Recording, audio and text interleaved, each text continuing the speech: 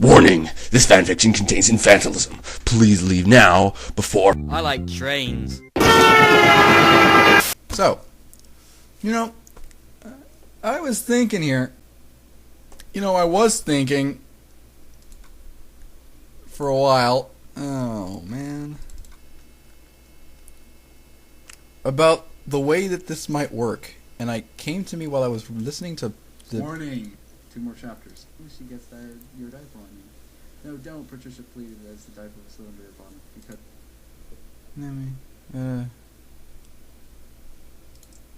my dear, or that aurora wouldn't be as big as it is now, Curious.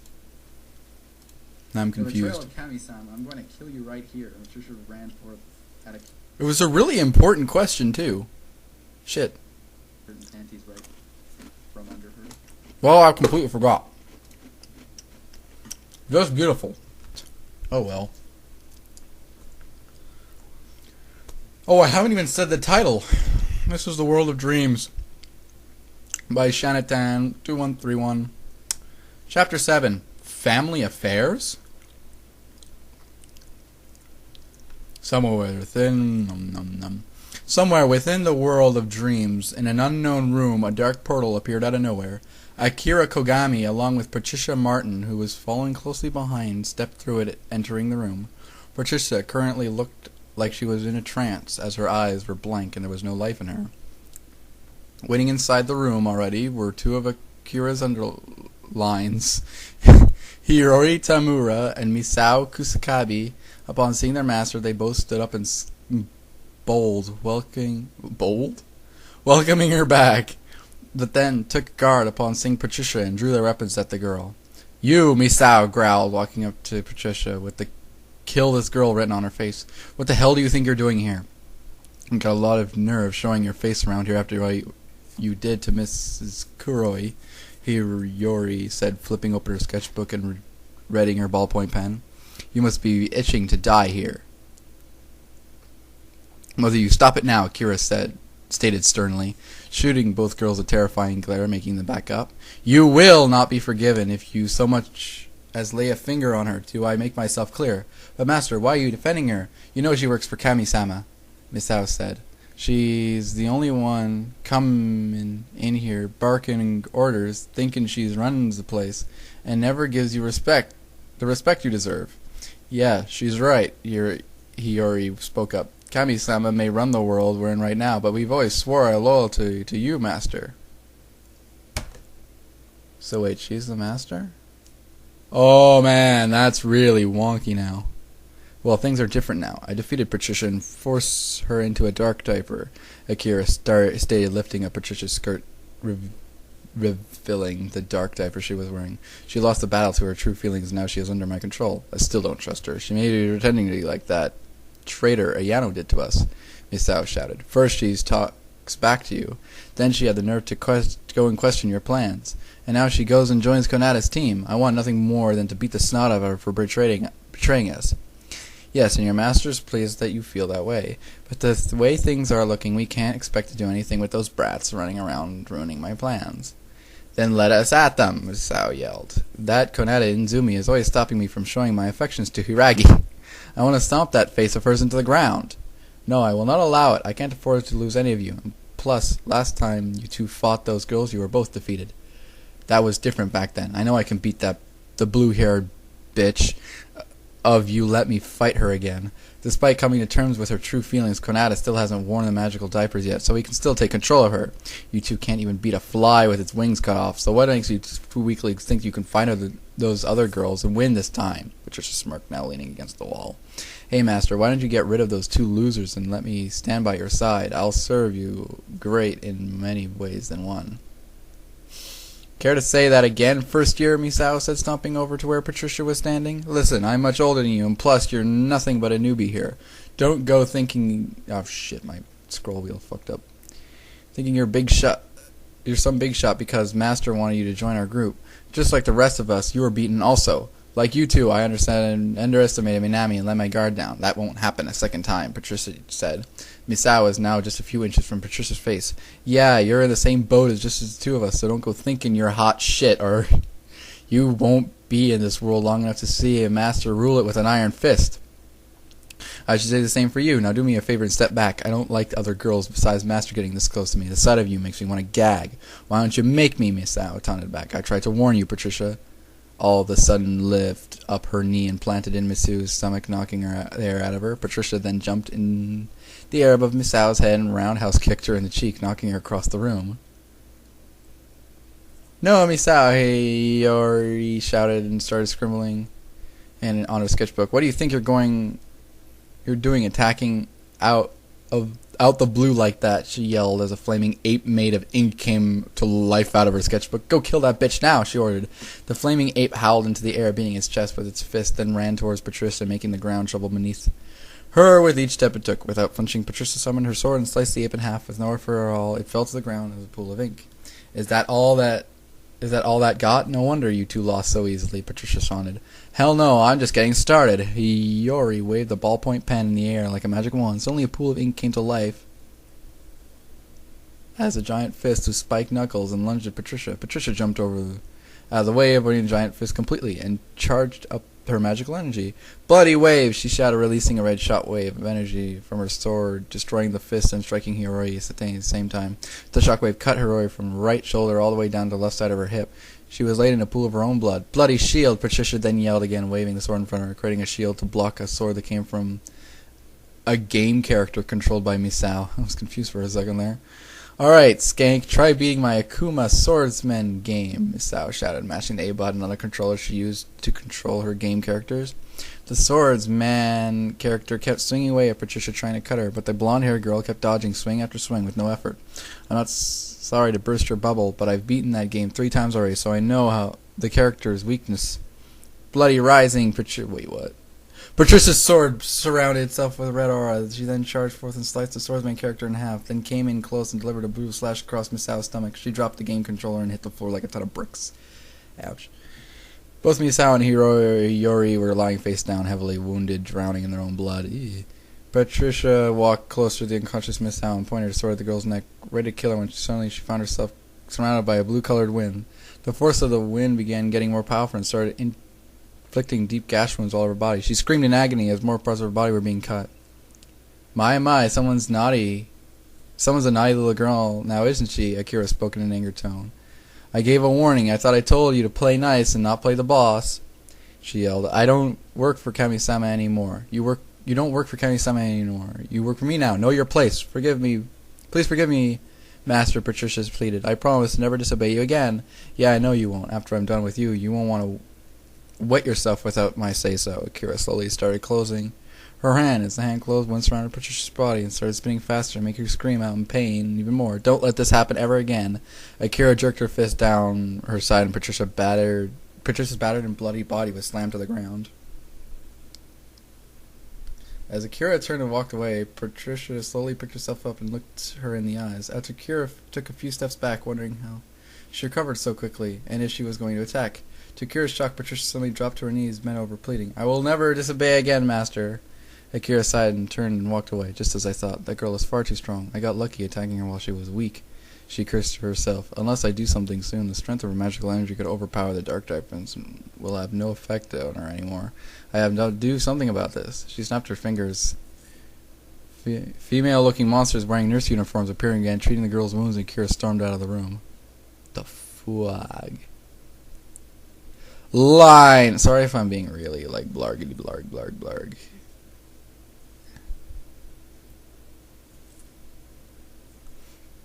It was another night in the world of dreams. It was the first night since Miss Kuroi ended up in a coma that Kagami and Tsukasa actually came back, knowing if they weren't asleep by 12 o'clock, they'll sleep through the night. Both girls went to sleep early purposely in order to talk to Kanata about what happened. Other things also. Since both girls had not been healed before leaving the world last time after fighting with Kanata, after she went berserk, they were both still pretty beat up with minor bruises and scares. Tsukasa, on her other hand, wet herself last time when she went up against Konata's true feeling and was still in the same wet clothes. Hey, Tsukasa, how long are you going to stay in those wet clothes? Your skin's going to get irritated at some point, Kagami asked. Yeah, I know, sis. I'm starting to get really itchy now. Tsukasa began squirming around uncomfortably. But I don't have anything else to change into. Well, for starters, you can just take off your leggings and underwear. I mean, your dress isn't wet, right? Yeah, but sis, what would I wear under it then? I can't just go walking around without any panties on. If Mom saw me doing that, she'd spank me good. Tsukasa whined. Well, no offense, but it's starting to get a little smelly in here, if you know what I mean, Kagami snapped, making her sister flinch. Look under the changing table. There'll be some diapers, baby wipes under there. It's where Konata keeps all the baby supplies. Hurry up and put one on so you can get out of those pee-stained clothes already. What? Tsukasa whined. No way, sis. I don't want to wear another diaper again. You remember what happened the last time, right? That's because you were put into a dark diaper that Miss Kurai, that time by Miss Kurai.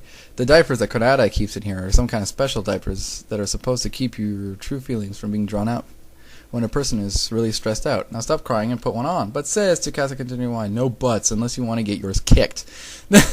Do I need to come over there? Kagami stood up abruptly and then suddenly let out a cute squeal when the tickling magic of baby booties on her feet activated, making her fall over on her crinkling rump. Durf? What did I just miss? Tsukasa could no longer... Well, I know what happened, but... Tsukasa could no longer contain herself as she fell over on the floor and began laughing hysterically, holding her sides. I forgot, sis. In this world, you're supposed to be a baby. You can't walk or hold things, so that means you can't tell me what to do anymore. Why, you, Kagami growled. You may be laughing now, but wait until the world ends tonight. I'll show you just how scary I can be in the morning. After Tsukasa had finally stopped busting and gut laughing, she did take half her sister's mind, took off her leggings and underwear, and cleaned herself using the baby wipes. After she was done, Tsukasa was screaming around more than before.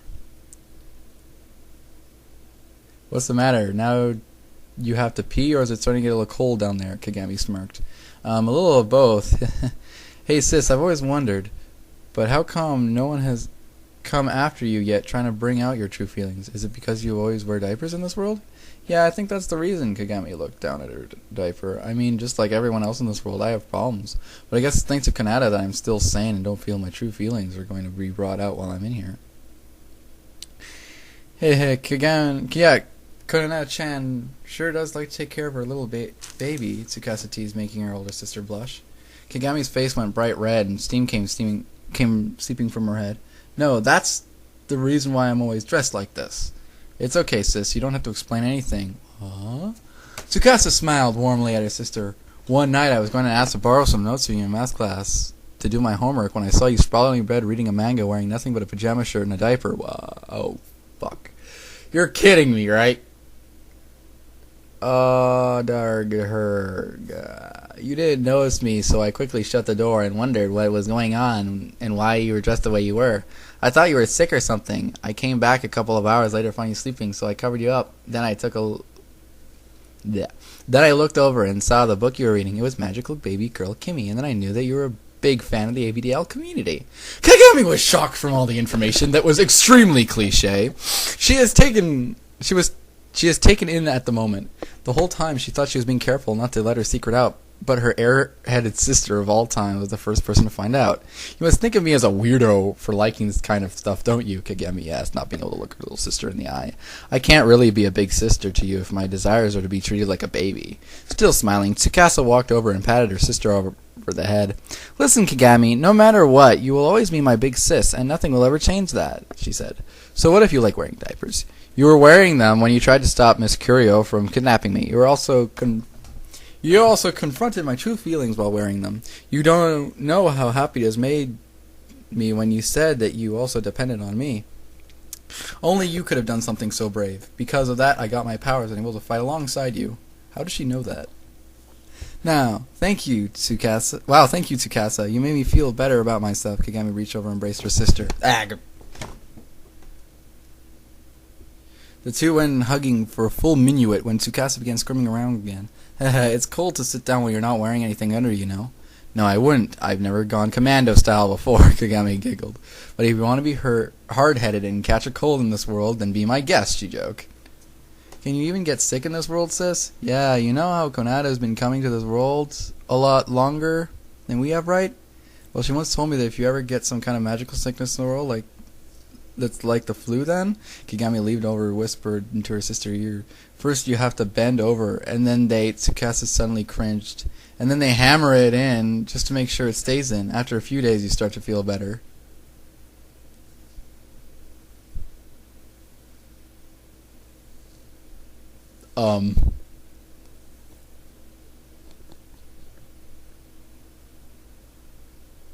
Well, Tsukasa jumped back and grabbed her butt. No way, that really happened to Kona-chan? Oh, that sounds really painful. Yeah, you remember when she missed school for an entire week? I heard she was in bed the entire time because it hurt to walk or sit down. A huge sweat mark went down Tsukasa's face and began shaking. Sis, am I going to die? She asked nervously. No, why? Do you feel sick or something? No, I don't want anything like that to happen to me, Tsukasa cried. Please, sis, anything but that. That's worse than getting a shot, Kagami sighed and placed her hand on her sister's shoulder. Then why don't you then do what I tell you, and we won't have this problem.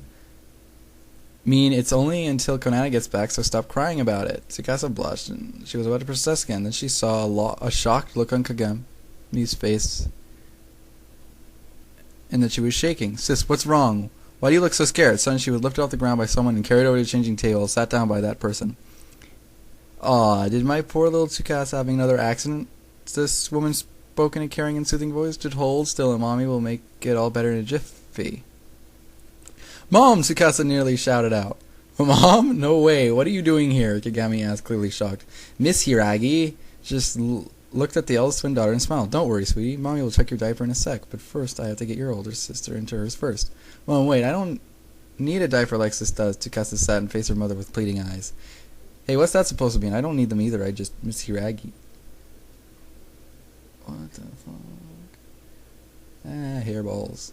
Hiragi looked at Kagami with a terrifying stare that made her shut up. Now, Kagami, you know better than to use your outside voice inside. You wouldn't want Mommy to give you a spanking now, would you? She said sternly. With that said, Kagami sat down and kept her mouth closed. And as for you, Tsukasa, what did Mommy do whenever you had an accident? But Mom, please, I don't want that. Tsukasa continued to whine. What did Mommy do? She asked again. You put me in diapers for the entire day. It didn't matter if I left the house, I still had to wear them. And if I caused trouble, I'd also get a spanking. Good, I'm glad you remembered, honey, she said, reaching under the changing table and taking out a plastic crinkly diaper and some powder. Tsukasa let out a crying whimper as the items were sat down next to her. No, Mom, please don't do this. Mrs. Hiragi ignored Tsukasa's pleas and took the diapers and folded it. She admired the pink plastic and covered the cute teddy bear designs across the front strip, something she thought that would fit her daughter's personality. She then placed the diaper down on the table. Miss Hiragi then lifted Tsukasa's dress, brought it up past her belly button, grabbed her legs, lifted the bottom up in the air. She then used her free hand to grab Koning Saga, she gently lowered Tsukasa into the diaper. Looking up, Miss Hiragi saw that Tsukasa had tears streaming down her face and she was sniffling. Oh, don't cry, sweetie. Mommy is going to make everything all better now. She coded, taking the powder again. She sprinkled more over the front of Tsukasa's diaper area and then used her hand to rub it around. Every mom do something like this. As a 17-year-old was embarrassing and way too much for Tsukasa to handle. She began wailing and thrashing around the table. Miss Hiragi failed to mind and continued to work until she deemed the powder to be spread around enough. Lastly, she grabbed the front of the diaper and brought it up to Tsukasa's waist. Then she ripped the first tab and stuck it to the diaper's plastic right above the teddy bear designs. She soon repeated the process with 3 other tabs until the diaper was nice and snug around Tsukasa's waist.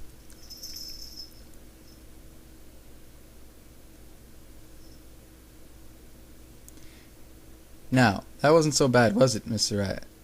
Hiragi said. Tsukasa was crying far too much to be understood by anyone. Reaching under the table, Mrs. Hiragi took out the pacifier from under the table and stuck it into Tsukasa's mouth in order to calm her down.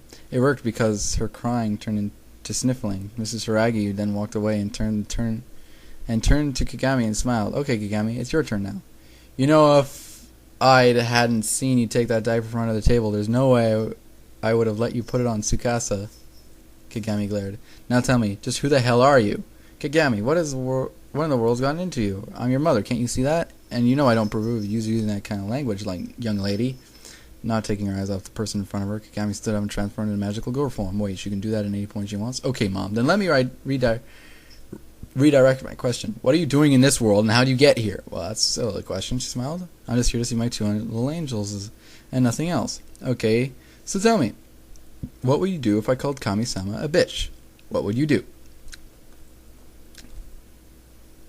Mrs. Hiragi first raised an eyebrow to her daughter, using a vulgar language in front of her again, looked her in the eye. Well, let's see.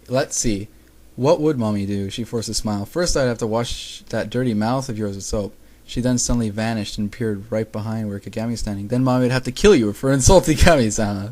Then raise a double-sided spear over Kagami's head, and then you lop off her head. With a spear?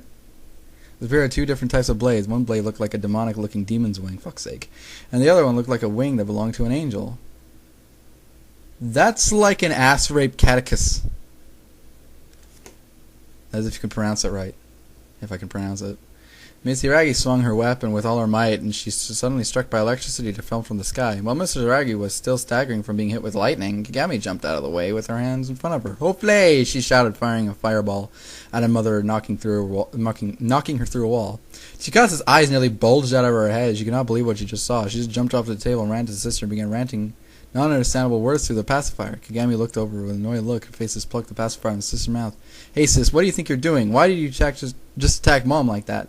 Kagami sighed at her clueless sister. "Think for a second, Tsukasa. She may just act like a mom, but when I insulted Kami-sama, she went from being nice to trying to kill me. Wait, does that mean..."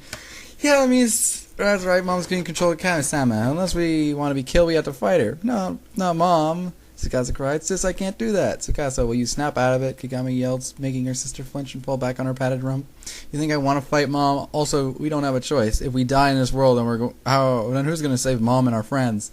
Suddenly, Mrs. Aragi burst through the wall. Her magical energy was circulating around her whole entire body.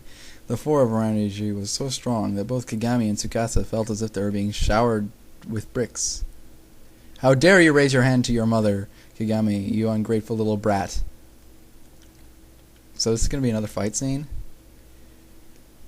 Oh man, I think I'm going to have to go down for a day because, oh god.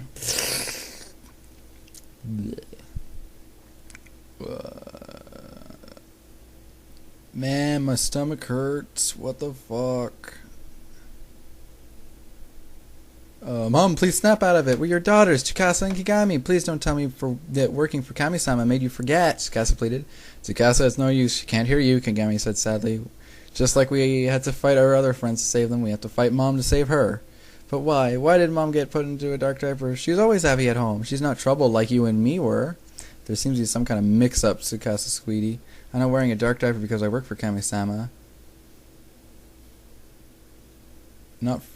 I'm not wearing a dark diaper because I work for Kami-sama, not for one whom the other girls call master." "What the difference?" Kagami asked. "Both of you are holding our family and friends hostage. Kami-sama is the god of this world." "Okay. She is the reason why people like us can enter this world to escape the harshness of the real world. Then why are you guys doing all these evil things? If Kami-sama just wanted people to feel better about themselves in this world, then why the change of heart? Kami-sama made this world to help people with all their negative feelings towards life. But now those negative emotions that were released from those people's hearts were turned into monsters you girls call nightmares. It's thanks to those monsters that this world is slowly dying." So shit, damn.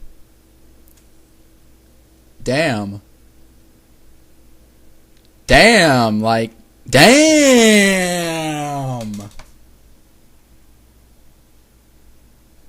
Damn!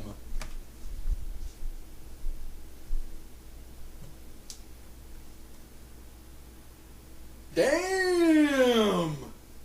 Huh! Damn! Damn! So you're trying to tell me that this dark diaper thing was created by some other person? Well, who was she again? Miraki crap?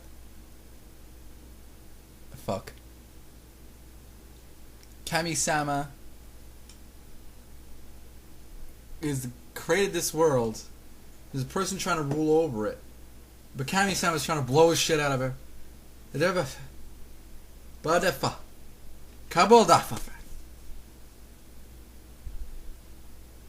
So they're trying to... Okay, let me read more.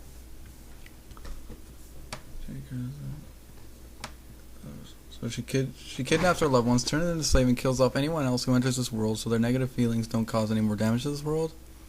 If that's the case, why not just stop people from coming to the world? And what was the point of creating the dark diapers in the first place? All they do is bring out a person's true feeling, which are made of negative emotions. I say you guys are destroying the world yourselves.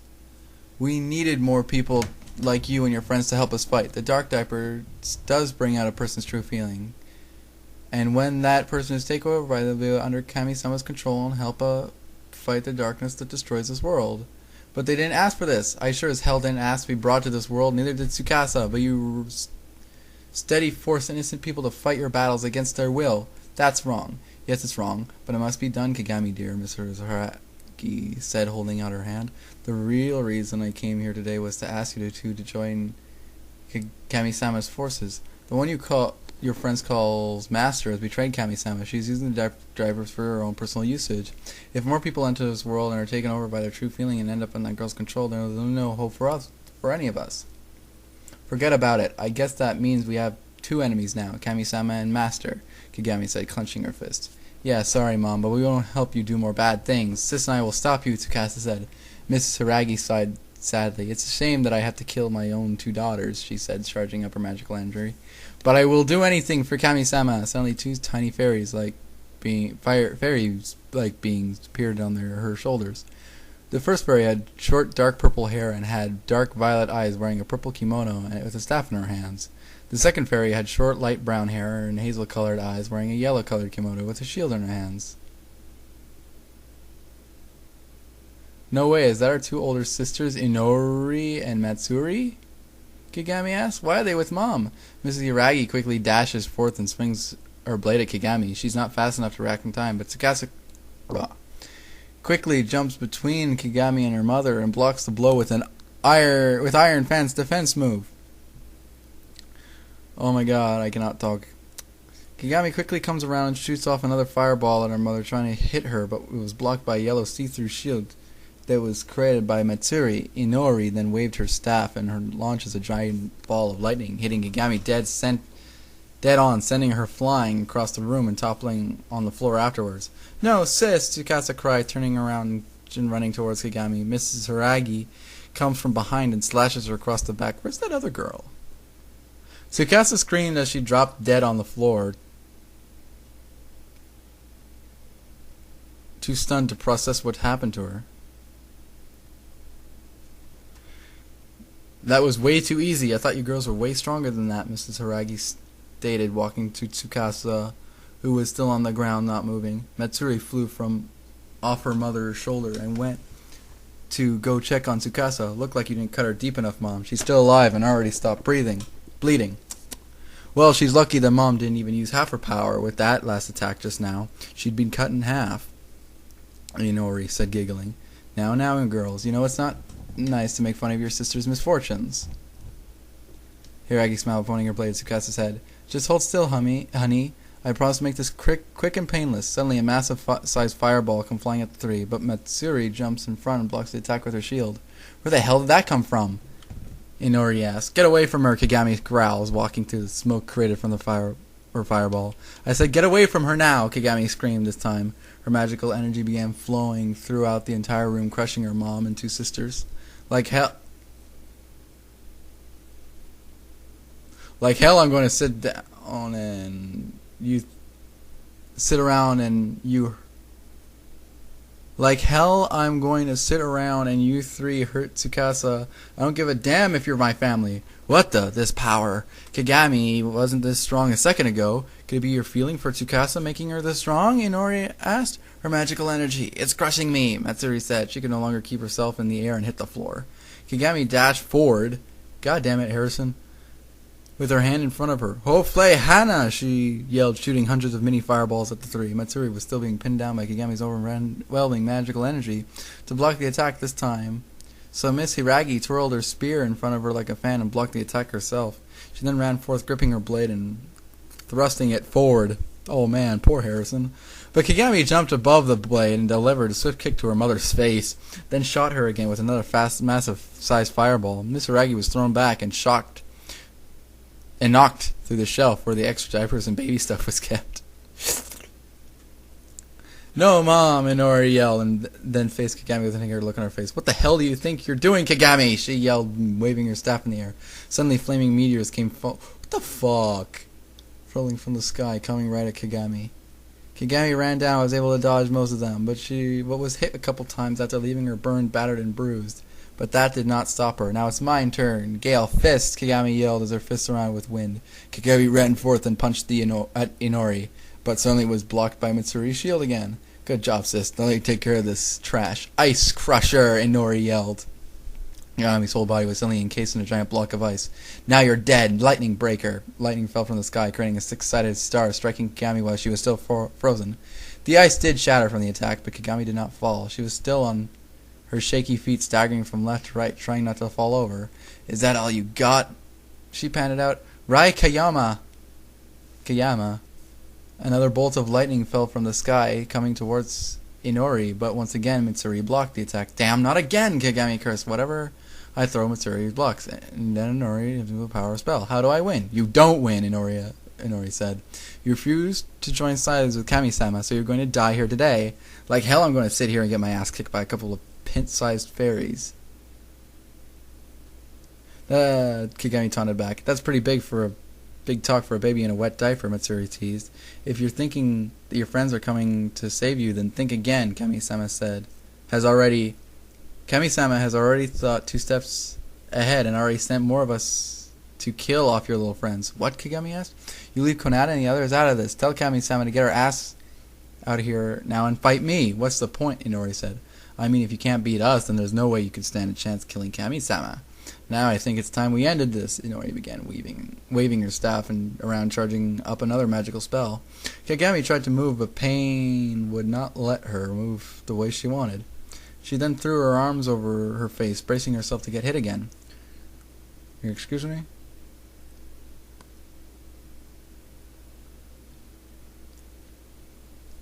No. Paper smack. Tsukasa came from behind and delivered 2 brutal smacks to Mitsuri, sending her flying across the room. She then turned towards Inori. Sorry, big sis Inori, but I'm doing this because I love you. Paper cutter! Tsukasa's fan lit up and then she swung them at the eldest sister. Inori quickly ducked out of the way and Tsukasa accidentally sliced the changing table clean in half. She then swung her other fan, missing once more, but cut the sink in half this time. There was a sink in here? You're not getting away! Paper cutter scatter! This time tiny blades of paper started to appear around Inori. The blades of paper began cutting Inori all over her body until she was a bloodied mess and hit the ground. Even if 2 are my older sisters, I won't forgive anyone who hurts Kagami. Tsukasa, behind you! Kagami shouted. Mrs. Hiragi was standing right behind Tsukasa with her spear ready to pierce her daughter right through her back when Kagami planted both hands on the ground. Terra shield! Huh? She shouted as a shield made of earth stopped the blade from cutting Tsukasa. Wow, thanks for the save, sis. Tsukasa smiled. I should say the same to you, but we've got to find a way to beat our mom. She's tough, Kagami said, staring her mother down. Beat me, you girls. You girls are in way one of your little heads. Mrs. Hiragi shouted her magical energy began pouring from her body. The force of it was enough to bring both her daughters to their knees.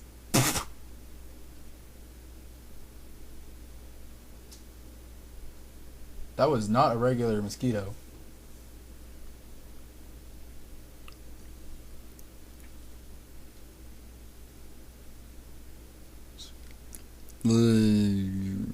Playtime is over. Now it's time that I got serious. Meanwhile, in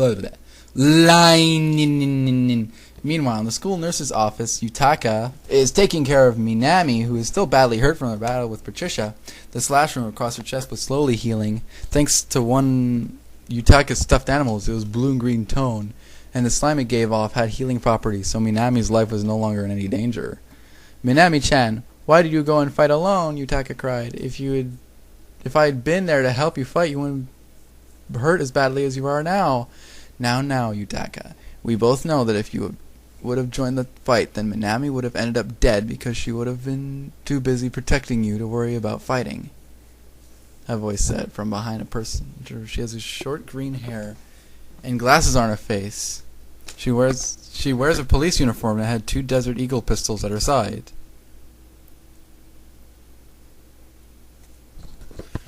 Oh, fuck. Fuck. You, Oni-chan, what are you doing here? Yutaka asked fearfully. Yutaka, you are really that clueless. Don't you know that out of all your friends, you're the weakest fighter? No, why would you say that, Oni-chan? I'm not weak. I have powers just like the rest of my friends do. I can fight. Yes, it's true that you have powers, but if I were your enemy, would you be able to fight me? She asked. Well, Yutaka began shaking and quivering in fear. The thought of fighting her friends was hard enough on her as is. Now the thought of fighting her sister was too much. That's her sister? No, I don't want that. Please, Oni-chan, don't make me fight you. She instantly broke down on the floor and began wailing. Just as I thought, Yui started taking out her guns. Just sit there and don't move. I'm going to kill that girl and take you to see Kami-sama. Hopefully she'll let you join our side, so I won't have to kill you also. No, Oni-chan, don't, Yutaka cried, moving in front of Minami. Please don't hurt her. She's my best friend. I have no choice, Yutaka. Kami-sama wants her and your cousin dead. I have to follow these orders. Now move, Yui demanded. Yutaka stood and wiped his tears and stomped from her face and faced her sister. No, I won't let you hurt Minami-chan. If you try to hurt her, then I'll be your enemy as well. Yui sighed and pointed her gun, aiming at Yutaka's forehead. If you don't move, I'll shoot both of you. I won't move. Then die, Yui said coldly. She fired off 2 shots, 1 bullet coming from each gun. Out of nowhere, Konata appears to deflect both bullets off her sword. Nicely said, Yu-chan, Konata said, giving her cousin the thumbs up. We're not going to let Kami-sama kill off any more of our friends, so let's fight together, she said, preparing herself for battle. To be continued. To be continued? Author's notes. Sorry to end the chapter off like that, but I did not want to make this chapter too long, so I'm splitting it into 2. No, I'm spiting it into 2. I will also be adding more characters to the story. No OCs, but characters that only appeared in the manga and not the anime. Family Affairs Final. Oh, fuck. Something's telling me this isn't good.